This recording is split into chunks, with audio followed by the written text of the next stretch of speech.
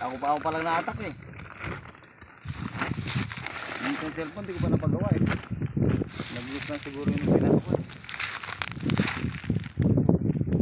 Puno talaga to, di ba to?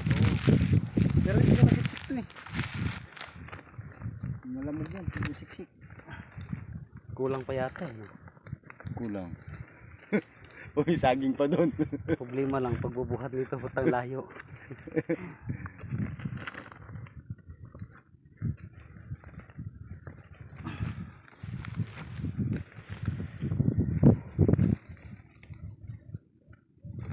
May damage eh, huwag mo na pre. Nakakahawa yan, hawaan nila yung iba dyan. Dito na yung ikaw. Hindi malinis.